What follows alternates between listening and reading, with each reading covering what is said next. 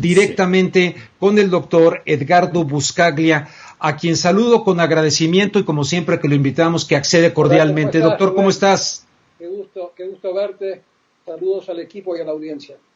Muy bien, entonces si me permites, aunque ya le dije a la audiencia que te invité para hablar de lo de Genaro García Luna, Felipe Calderón y todo este enredo virulento también, me gustaría tu opinión de no de este hecho en sí, sino de lo que desde hace años ocurre en los Estados Unidos, pero en este caso un ex policía que trae sus armas y vámonos a cazar, de cacería para cazar a un negro, a un afroamericano, joven, que cometió el pecado de salir a correr por su barrio. Bueno, el racismo y la violencia más extrema contra las poblaciones afroamericanas forman parte de la cuna del pecado original de Estados Unidos desde su misma fundación como república, y varios de los fundadores de Estados Unidos eran propietarios, entre comillas, de esclavos. Y esa violencia racial se fue manifestando a lo largo de toda la historia norteamericana, donde se entretejen intereses económicos cuantiosos que apoyaban el mantener la esclavitud hasta la guerra civil que todos conocen. Y después de la guerra civil ese racismo continuó de manera muy explícita en el siglo XIX y en el siglo XX hasta la década del 60, y después con el movimiento de Martin Luther King, el movimiento de la Revolución de Derechos Civiles, se siguió manifestando el racismo violento, pero con mucho más maquillaje. El linchamiento de jóvenes, principalmente jóvenes, pero también hombres mayores, el linchamiento que antes los colgaban de árboles y hoy los asesinan en las calles de manera impune, forma parte del patrón cultural norteamericano. Es parte de esos horrores que se observan en países que nacieron, crecieron y se enriquecieron a través de la esclavitud. Hoy los esclavos son los migrantes sin documentos, a quienes se les impone el mismo tipo de violencia, en su mayoría hispanos, que entran a Estados Unidos a trabajar y a mantener ese sistema económico que los explota. Y bueno, lo que vimos en el caso de este chico de 25 años que tú mencionas, cuyo asesinato en un video que se puede observar, sí, a dos blancos, un padre y un hijo, el padre un ex policía, un ex detective de la misma policía de esa ciudad, que lo persiguen porque el chico que venía corriendo, haciendo ejercicio todos los días, o sea que esa era la zona en que él siempre pasaba haciendo ejercicios. Lo anunció el padre hoy mismo en una entrevista en PBS. Era común que él estuviese corriendo con sus shorts, con sus pantalones. Aparecen dos, los que seguramente votan por Trump, incentivados por la violencia que genera Trump en sus discursos, como psicópata, demagogo que es, racista hasta la médula, y ha despertado a los demonios que siempre estaban dentro del espíritu cultural de la raza blanca norteamericana. Y cuando ven a este chico corriendo, no se sabe exactamente qué fue lo que le dijeron o qué le respondió el chico, pero en el video se observa que el chico estaba corriendo y de repente se encuentra con dos enormes hombres que lo están persiguiendo y que lo quieren agarrar con armas. Él se resiste, como me resistiría yo, a que dos hombres que no tienen uniforme, no son policías, no son autoridad, me traten de agarrar. Yo me resistiría y le pegan un tiro, le pegan varios tiros y lo asesinan. Esto es muy común en Estados Unidos. Uh-huh. Sucede desde hace siglos con los afroamericanos y sucede hoy con las hermanas y hermanos que son asesinados con impunidad por autoridades norteamericanas o por civiles o por paramilitares que andan dando vueltas por las fronteras. O sea que este es un fenómeno cultural propio de Estados Unidos y esto no ha cambiado a lo largo de mi vida, por lo menos no ha cambiado, no se ha modificado. Como te decía antes los linchaban y los colgaban de árboles, hoy los asesinan de esta manera.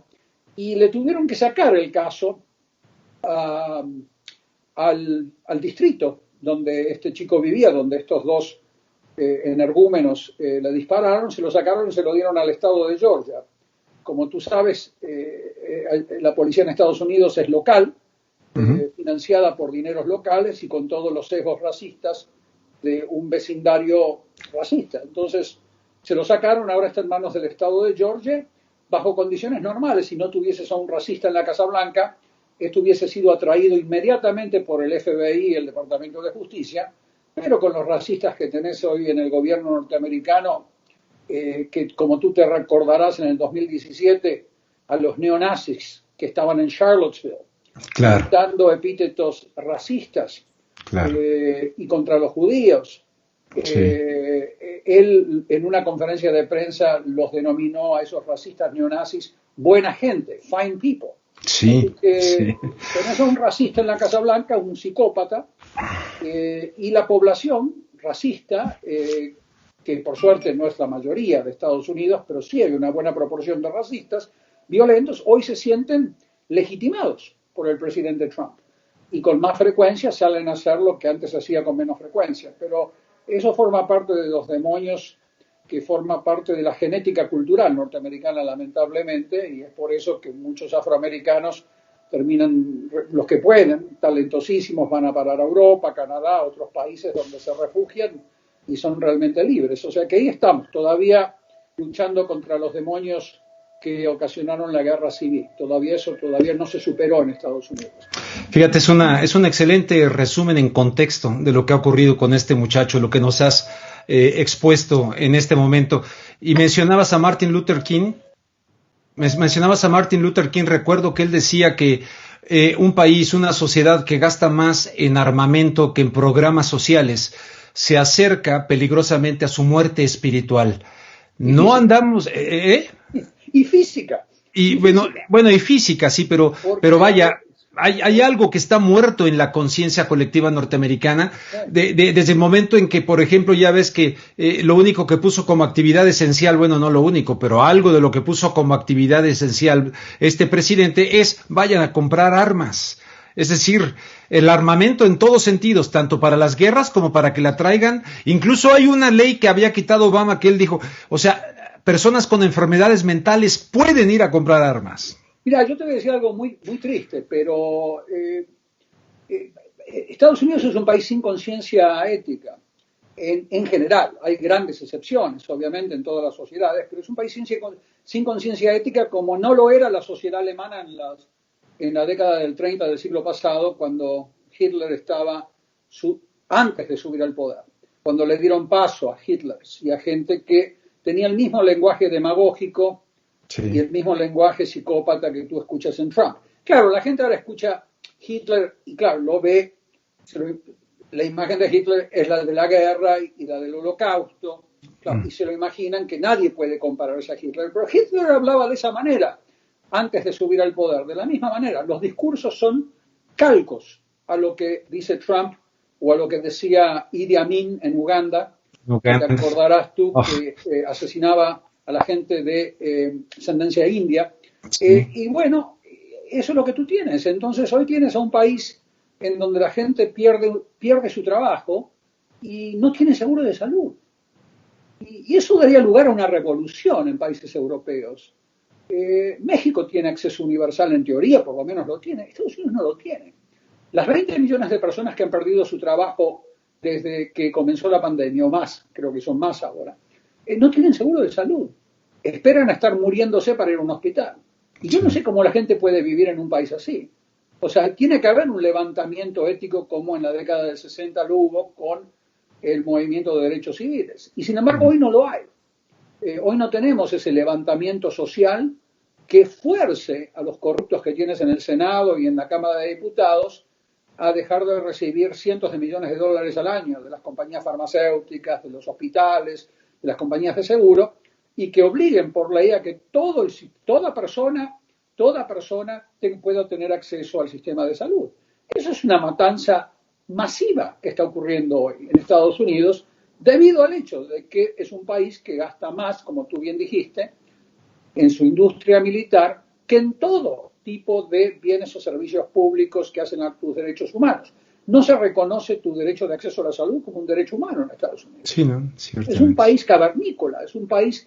Por eso a la gente yo le decía en la década de los 90 y le decía a mis amigos y amigas mexicanos que Estados Unidos es un país en vías de subdesarrollo. Y la gente me miraba curioso, pensaba que era un chiste. Sí. Claro, para el que viene de turismo, de México, la clase media alta que va a comprar a Houston, eso no lo ven.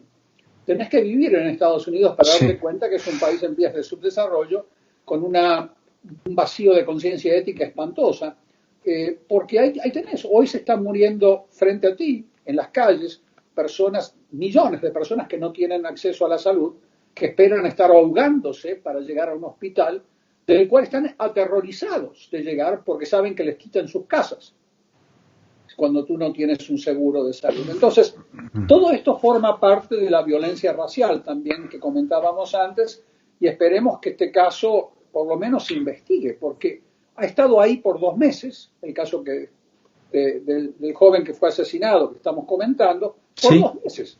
¿Por 2 meses? 2 meses.